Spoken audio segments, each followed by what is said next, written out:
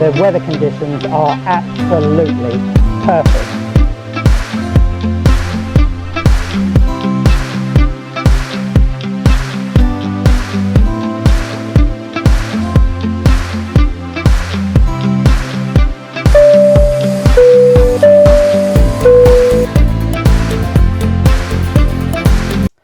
Hello and welcome to the Departure Lounge for another edition of Boarding Now with me, Jeremy Spake. Thanks to everyone who got in touch at the end of the last episode to tell us how much they enjoyed the new look and feel to the show. It's always great to hear from you and to know that you're enjoying discovering the world with me. Every month we try to bring you a mix of destinations to whet your appetite and to inspire to get you packing those bags to enjoy new adventures. So here's a look at what's coming up in today's show. We'll be in Croatia, a cultural masterpiece. Exploring the wonders of Canada's Wild West. And staycating in tranquil Norfolk. And we'll be bringing you the latest travel news of what's hot in the industry. Last month we visited Montenegro, which you'll know is a firm favourite of mine, but it's not the only destination in the Eastern Mediterranean that I have a passion for. Our first stop this month sits right alongside Montenegro in the Adriatic Sea and has long been a well-trodden destination for British tourists, and it's easy to see why. Croatia, whose coastline sits entirely along the beautiful Adriatic Sea, is a cultural masterpiece with centuries of history to explore, first crafted by the Greeks and the Romans.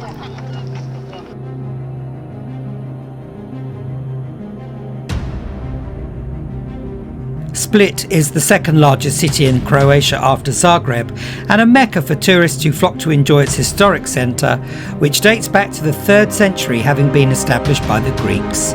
It's home to a thriving marina with its wide sweeping promenade, offering visitors a host of great places to eat.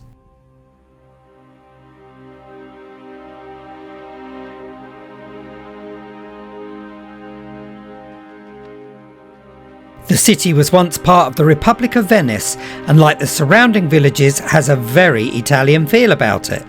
With a large array of accommodation to suit all budgets, Split is a great place to base yourself if you want to tour the Dalmatian coast.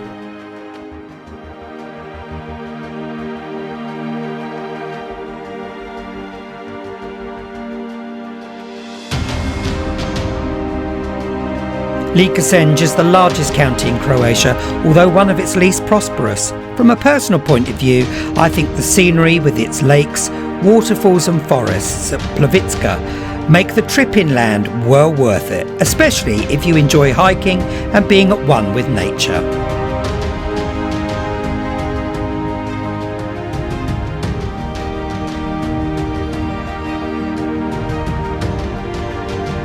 Close by you'll find the town of Smiljan, which has a memorial centre dedicated to its most famous son, engineer and inventor Nikola Tesla.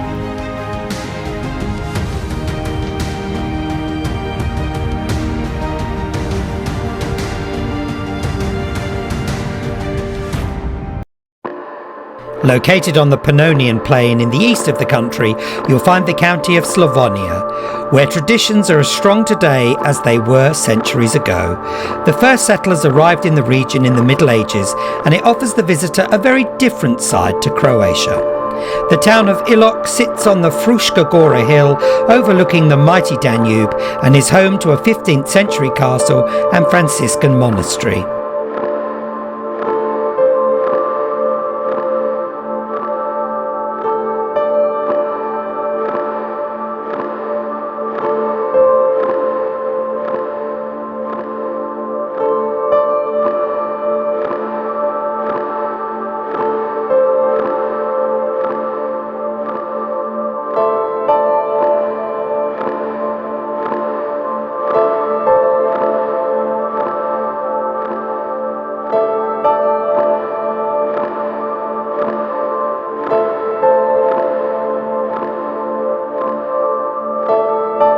Make sure you stay overnight in Slavonia and enjoy a traditional evening of folk music and local cuisine and immerse yourself in traditional Croatia.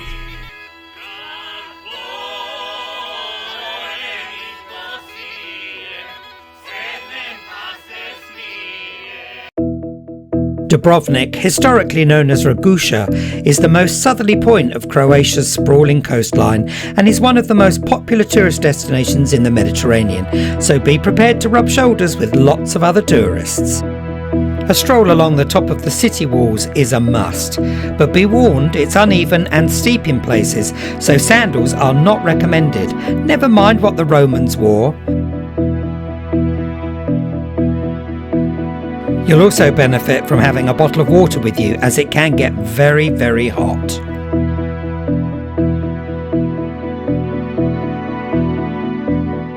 Your mountaineering efforts will be rewarded though with superb views of the city and the coast.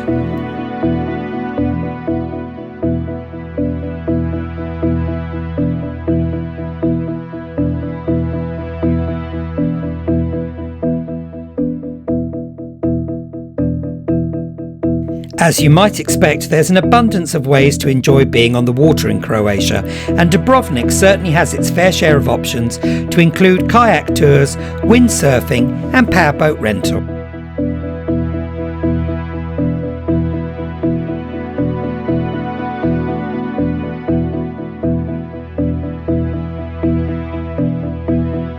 If you prefer to keep your feet firmly on dry ground but want to explore and exercise at the same time, you'll be pleased to hear there's a mountain bike trail that takes you along the coast, taking in some of the smaller hamlets to be found close to Dubrovnik.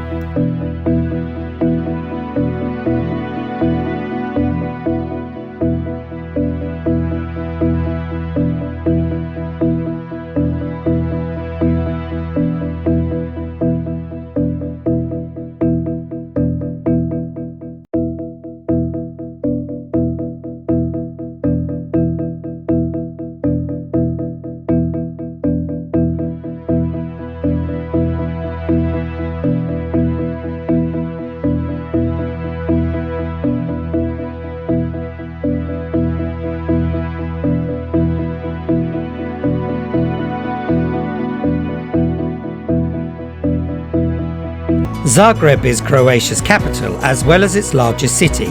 Like most of the cities in Croatia, it boasts a long and intriguing history, with its origins tracing back to the Roman Empire. Today, Zagreb offers the visitor the chance to stroll around its historic quarter, where you can find cobbled streets, cafes, parks and wide boulevards.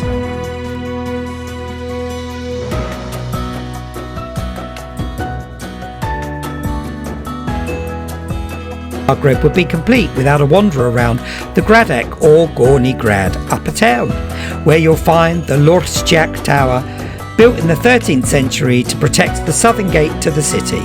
You can reach Gradec via the funicular railway. It might be one of the shortest funicular railways in the world, but it certainly saves climbing the hill.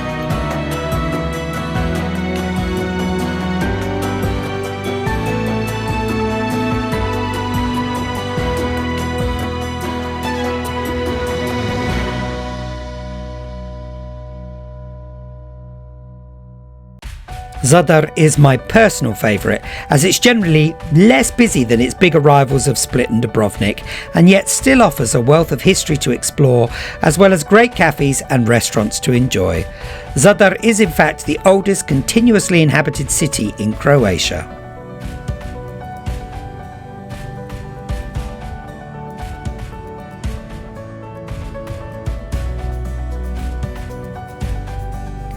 The ancient walled district of this small but perfectly formed city is a UNESCO World Heritage Site and was part of the Venetian works of defence in the 16th and 17th centuries.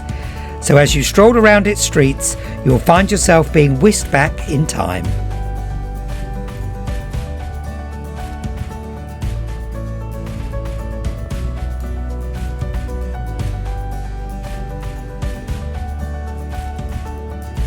It's the perfect place to set sail from to head south and explore the myriad of islands and inlets that make the Adriatic so popular with sailors of all skills.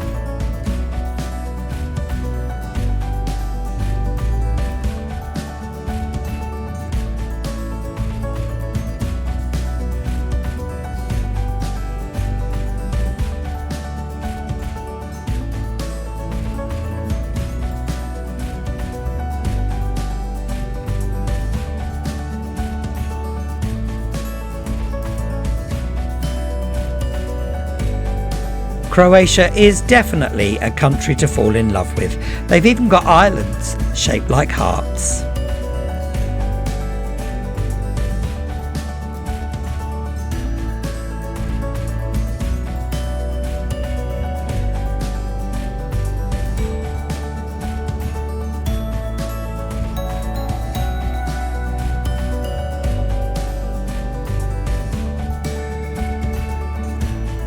If your budget will stretch to chartering a yacht for a few days, it's definitely worth it, as it's the best way to discover the charms of all that Croatia has to offer along its coastline. That said, if you're looking for a more cost-sensitive holiday, Croatia won't disappoint, as it has something for everyone.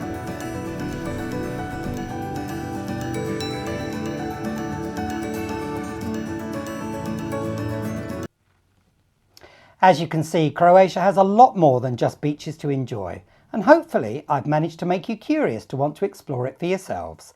Here's some handy information about this stunning country. The quieter tourist months of May, June, September and October, you'll see average temperatures ranging between 12 and 28 degrees. Personally, I like going in September. Temperatures in July range between 22 and 28 degrees, and August 25 and 30 degrees. Bear in mind these are peak months for tourism, so it will be busy.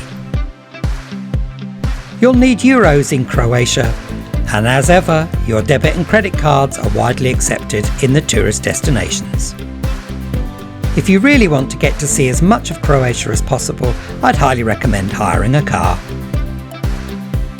Make sure you eat like a local while you're there by trying the Istrian jota, which is a stew, black risotto, which has seafood in it, and of course follow that with sir I vino, cheese and wine. Croatian is the official language, but panic not, as English is spoken in most of the tourist areas, so you shouldn't have too much trouble being understood. Whenever I head to Croatia, I always hire a car and drive the length and breadth of the country, enjoying its diverse range of tourist options. I especially love the drive along the coast roads, as the views of the Adriatic and rugged coastline are something to behold. If you fancy heading to sea for yourselves, here's a few options of how to get there. Package holidays are available with EasyJet Holidays, Jet2 Holidays and TUI.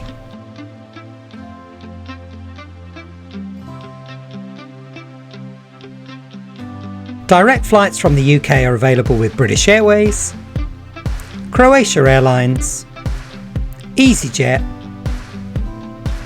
Jet2.com and Ryanair. Connecting flights are also available with Austrian, KLM and Lufthansa via their hubs. Time now for us to discover a homegrown gem. We were originally going to be heading to Southwold on the Suffolk coast, but sadly the British weather beat us, I'm afraid. Gale force winds and driving rain made filming impossible, so we had to abandon our plans. We will, however, be back in Southwold later in the year, and I look forward to sharing my discoveries with you then. To make up for any disappointment, we're about to head off to another part of East Anglia, which for me offers some must-see hideaways if you're in search of tranquillity.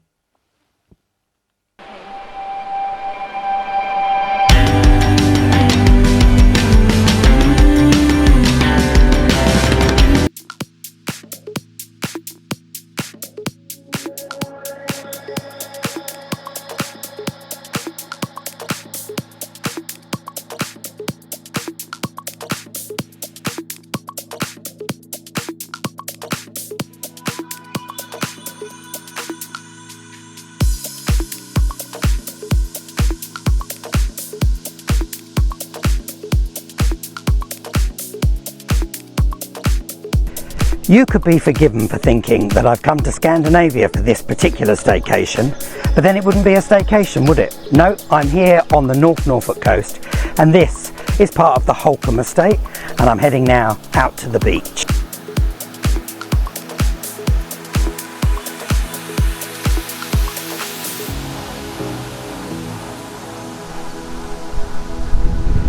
Well, be prepared for a fairly long walk to the beach, folks, from the car park. I've been walking now for about 6 or 7 minutes and I still haven't quite reached the beach. Unbelievable. If the tide's out, it could take you 30 minutes to reach the shoreline. Be prepared. One thing's for sure, if you do really want your own space and you want to be able to just unwind and let your mental health improve, this is truly the spot to come to. I'm practically on this enormous beach on my own, and some might say that's probably not a bad thing, but I'm beginning to think that perhaps I've got an odour problem because there's just nobody here.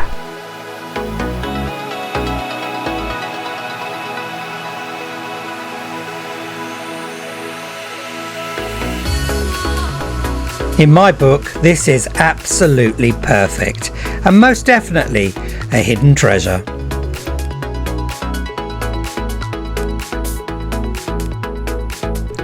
A leisurely stroll from Wells next to the sea through to Burnham over East Staithe along the beach will cover a distance of about 4.5 miles.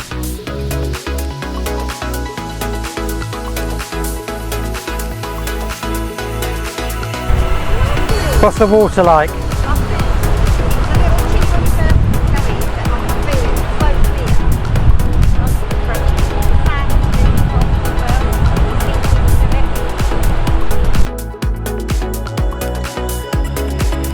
You can see why they think that this is one of the best unspoilt beaches in the British Isles.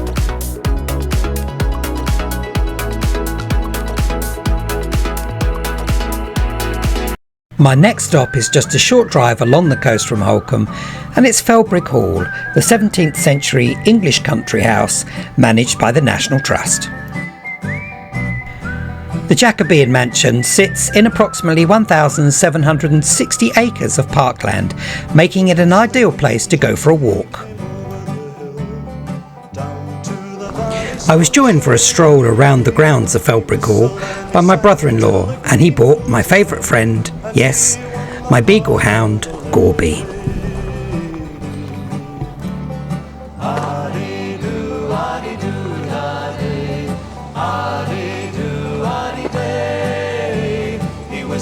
Lovely trip here, isn't it? Did you come here the other day? Or have you been here before? Other places close by that are worth a visit include Cromer, famous for its crab, the Muckleborough collection, full of military vehicles, and the Hillside Animal Sanctuary. You can, of course, visit the other National Trust property, Blickling Hall. I decided to base myself in the Georgian market town of Holt, and this is the Feathers Inn, my home for the next few days.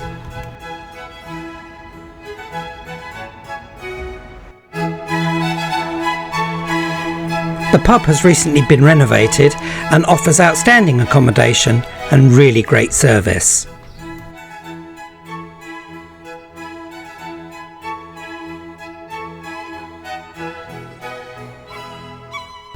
And a man-sized breakfast to set you up for a busy day touring the county. Think I'll be giving lunch a miss today.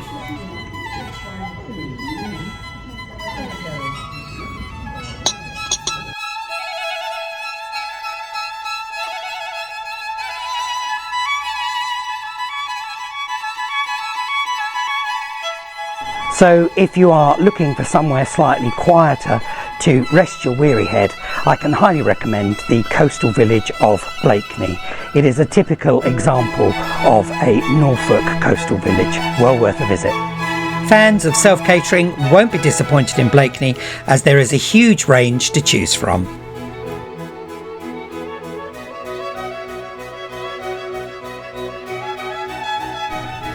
If you prefer to be pampered, there's always the Blakeney Hotel. There's also plenty of options if you'd like to go and see the seals just off the coast.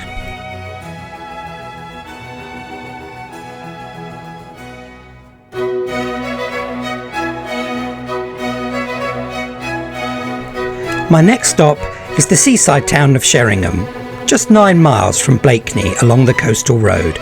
I'm in search of a bygone era. Sheringham was attested in the Domesday Book of 1086 and was home to a thriving fishing industry during the late 19th and early 20th centuries.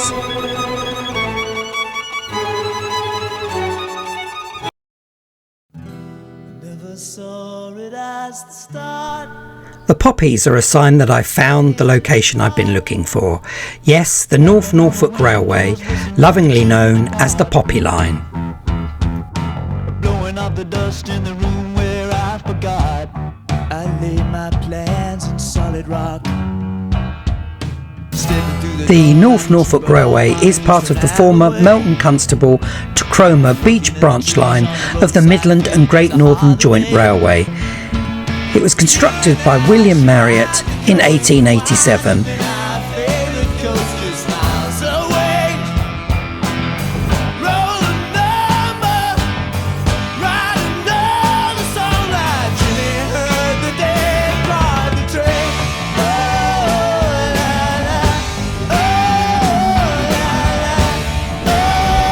The journey from Sheringham to Holt takes approximately 25 minutes and is a great way of seeing the vistas of North Norfolk. The train buffs amongst you will of course know that it's a 5¼ mile long track.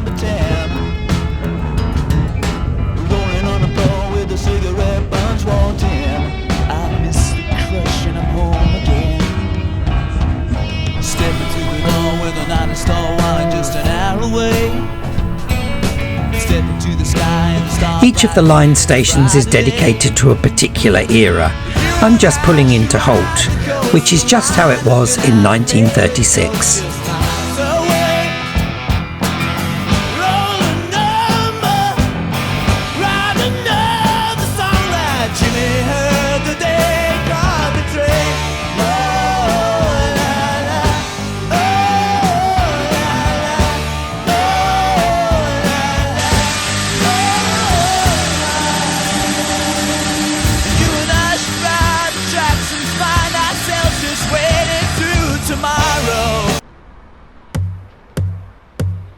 There once was a ship that put to sea. The name of the I've come to Burnham Market in search of Norfolk's most famous hero.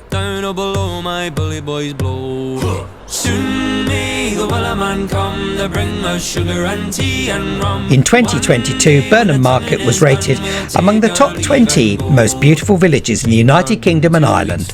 I must say, it is certainly very quaint.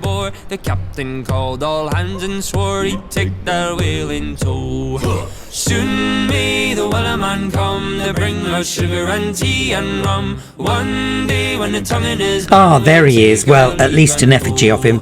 Yes, it's Admiral Lord Horatio Nelson.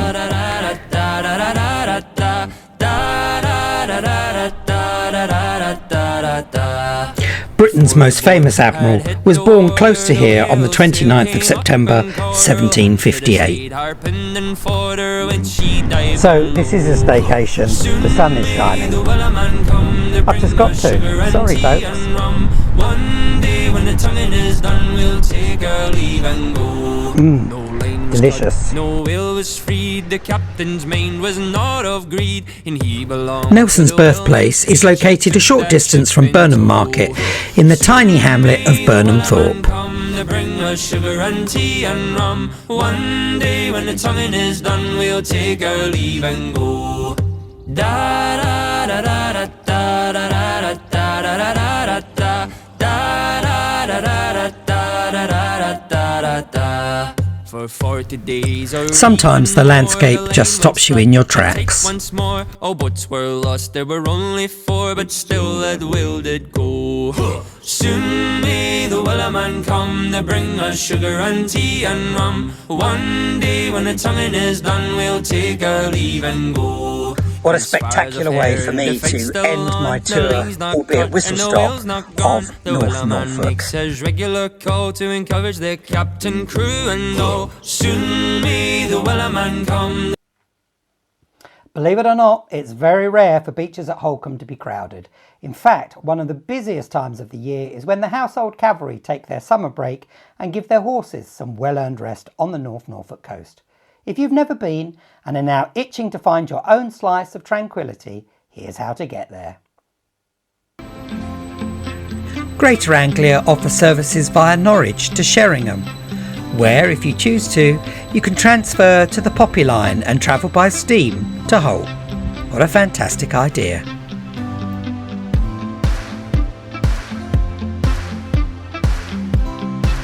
If you're travelling by road, you can reach the North Norfolk coast from King's Lynn along the A148 or from Norwich along the A140. Happy motoring!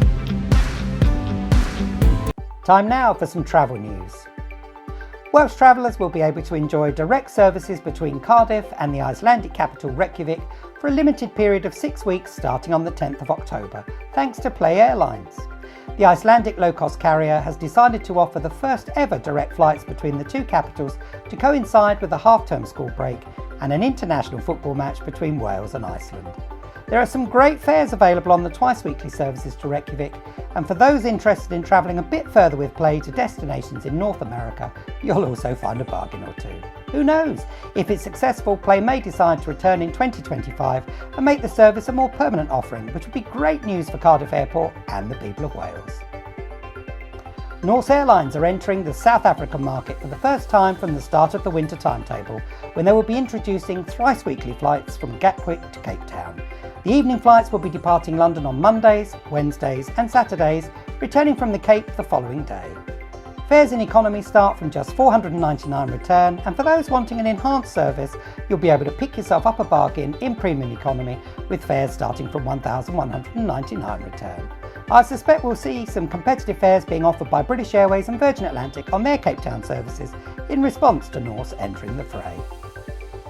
British Airways has resumed daily flights from Heathrow to Abu Dhabi after a 4-year absence, which now means travellers will have increased options if they're heading to the Emirate state. UK lovers of Cuba, and yes, I'm one, will be pleased to know that Simply Cuba Tours will be now offering twice-weekly direct flights from the UK.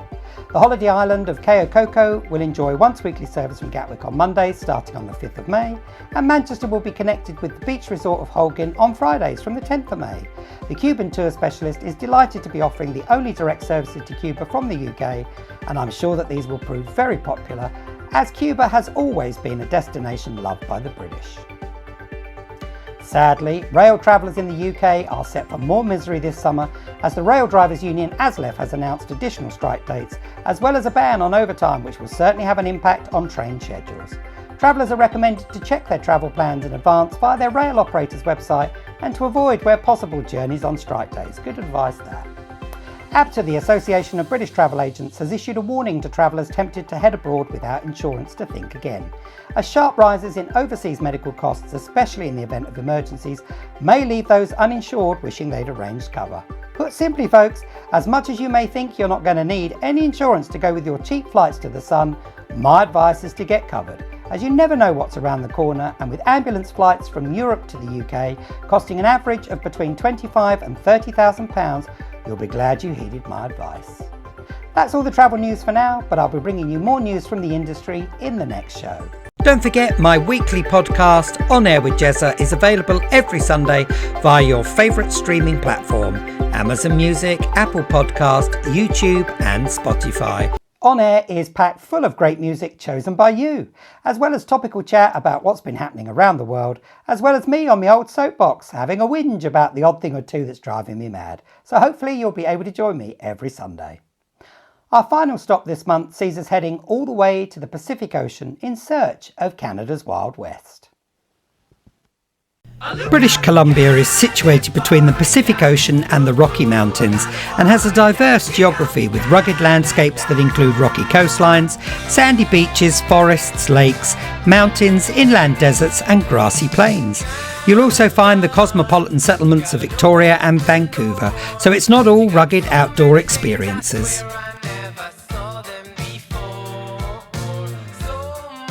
Vancouver is the largest city in the province and the most likely place for you to arrive as a visitor from the United Kingdom. Before heading off to explore the wonders of Canada's Wild West, some time spent taking in the sights and sounds of Vancouver is a great way of getting into holiday mode after a long flight. Enjoy a stroll around the park, meet some of the locals who will have you smiling and singing along with them.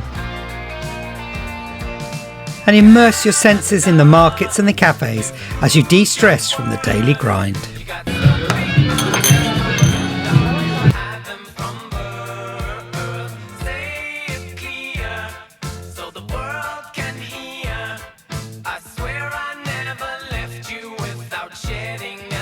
When you feel fully recharged, why not hire a kayak and see the city from the water? Alternatively, you can always hire a bike and explore the city using pedal power if you've got the stamina.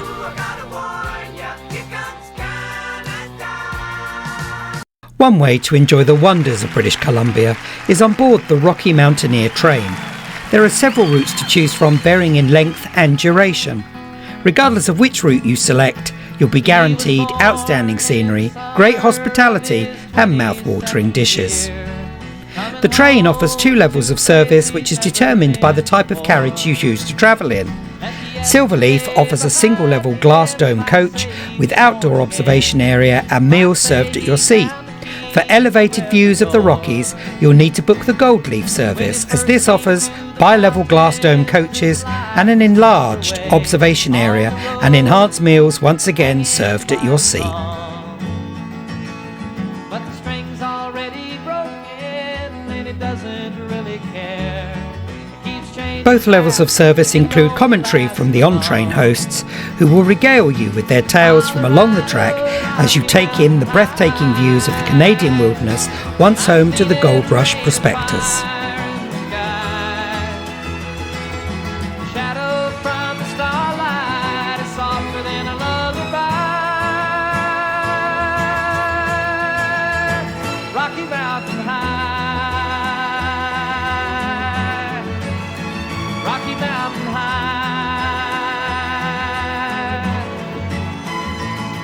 He climbed cathedral mountains, he saw silver clouds below. One thing's for certain, you'll never be hungry or starved of great things to look at from the panoramic windows. The train isn't a low-cost way of seeing the Canadian Rockies, so is likely to be one of those experiences of a lifetime. Now he walks in quiet solitude, the forests and the streams, seeking grace in every step he takes. His side is turned. If trains aren't your thing, why not hire a car or a camper van to discover the splendour of British Columbia? I'd highly recommend a trip to Okanagan, especially if you are a fan of the Scottish Highlands, as the area has a very Scottish feel about it. Lonely and then you came out of nowhere like the sun up from the hills. Cold, cold was the wind. Warm, warm were your lips out there on that ski trail. It's a great region to explore on foot, although you'll need a fair bit of energy if you want to reach the peaks and enjoy a picnic surrounded by the stunning vistas. A weekend in Canada, a change of scene was the most I bargained for. And then I discovered you, and in your arms The warm climate makes it an ideal place to produce wine, so unsurprisingly you'll find a few vineyards in the area. couldn't ignore.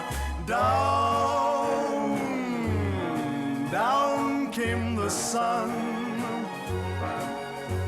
Fast, fast, fast. A stop at Spirit Ridge will afford you the opportunity to explore the sacred history of the region, as well as enjoy a round of golf if that's your thing. Sunset from that day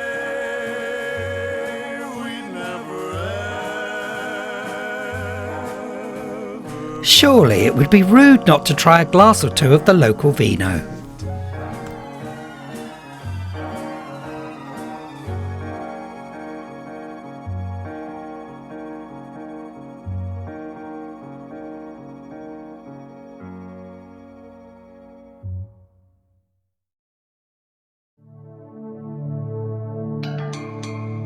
If, like me, you crave open spaces where you can be at one with nature to relax and unwind far from the madding crowd, then you won't be disappointed to spend some time at Desolation Sound, which, as you can see, is very appropriately named.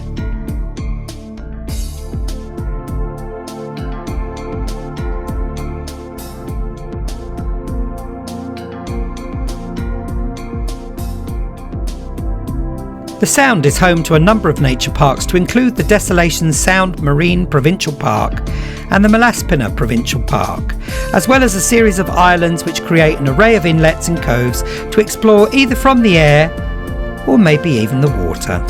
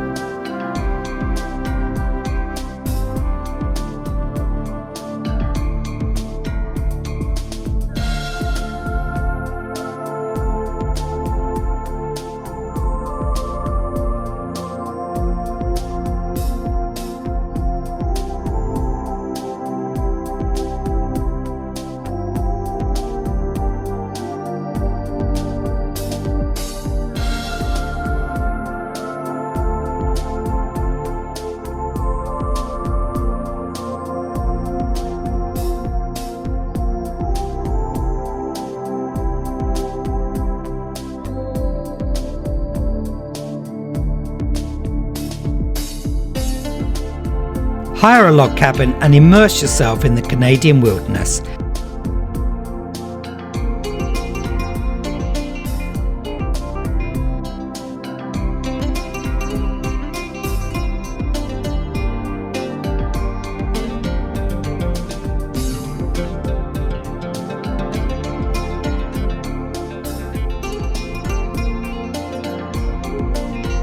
You stand a really good chance of spending some time with a few of the four-legged locals.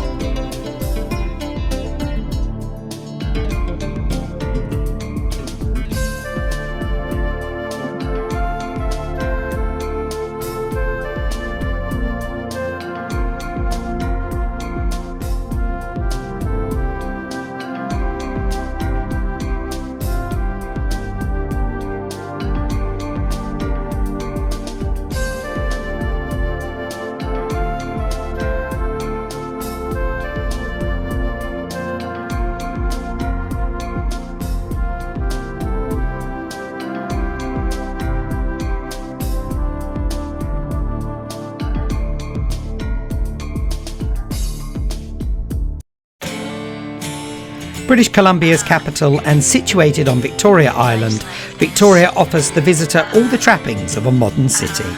Named in honour of Queen Victoria, the city is one of the oldest in the Pacific Northwest, with the British settlement being established in 1843. The city has retained a large number of its historic buildings, in particular the two most famous landmarks, the Parliament Building and the Empress Hotel, both opened in 1908. Lay back, it's all been done before. And if you could only let it be, you would see I like you the way you are when we're driving in your car.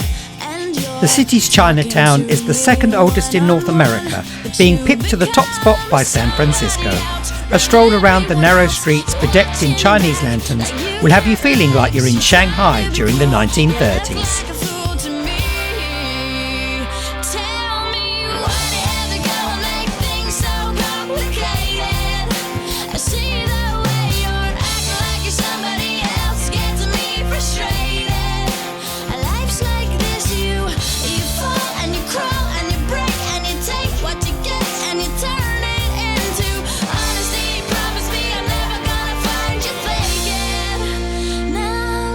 Explore the waterfront by river taxi, which will give you the perfect excuse to stop and enjoy a delicious seafood meal, which won't come any fresher than this, let me tell you.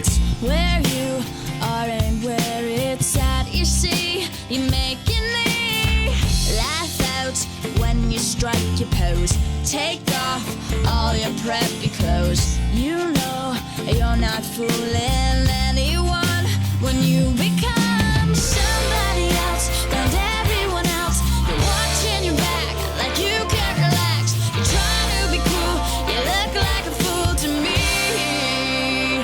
Tell me why you had to go and make things so complicated. I see the way you're acting like you're somebody else gets me frustrated. Life's like this, you fall and you crawl and you break and you take what you get and you turn it into honesty. End your tour of British Columbia with a trip from Victoria's Harbour with the aptly named Harbour Air, capturing the sights and sounds of Canada's Wild West from the air, leaving you with lifelong memories.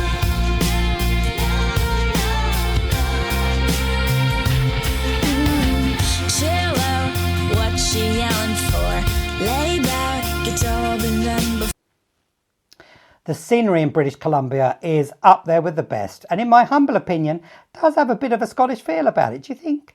Here's some handy information about Canada's Wild West. Average daily temperatures in June range between 16 and 20 degrees, and in September 16 and 18 degrees. A word of caution, June and September can be wet months, so take a brolly. You're less likely to need a brolly in July and August, with minimum temperatures of 20 degrees and maximum temperatures of plus 25. How balmy. Canada uses the Canadian dollars, and you'll be pleased to know your credit and debit cards will be accepted almost everywhere. If you're not going to be hopping on the train to discover the wonders of British Columbia, the next best thing is to hire a camper van for all that touring. Make sure you indulge those taste buds with wild Pacific salmon, Dungeness crab or butter chicken pizza, firm favourites in Canada. You'll have no trouble being understood, as English and French are the national languages. If adventures in the wilderness are your thing, then here's just a few options of how to get there. Direct flights to Vancouver are available with Air Canada and British Airways. You'll also find connecting services operated by Air Transat and WestJet.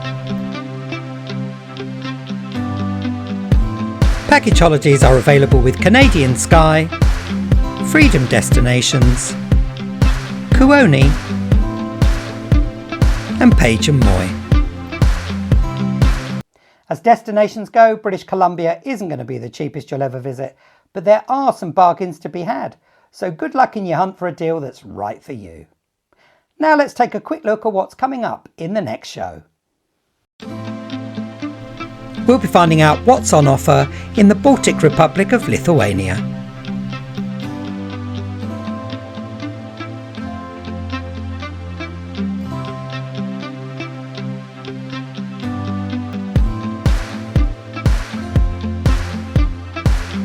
As well as exploring tropical Australia in the state of Queensland.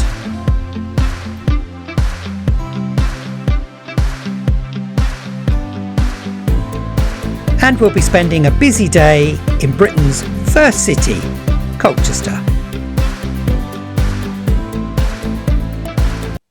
That looks fab. No, they do, they look fab. I'm looking forward to all of that. Lots more inspiration to come in the next episode. As always, it's been great to see you here in the Departure Lounge, and I hope you've enjoyed discovering Croatia, spending time along the North Norfolk coast, and finally being mesmerised by the breathtaking scenery of British Columbia. Please feel free to get in touch to let us know what you thought of the show. You can do so by emailing shows@jeremyspake.com or by completing the handy feedback form that can be found on my website at jeremyspake.com. Hopefully you've been inspired by today's destinations and will soon be searching for your next breakaway.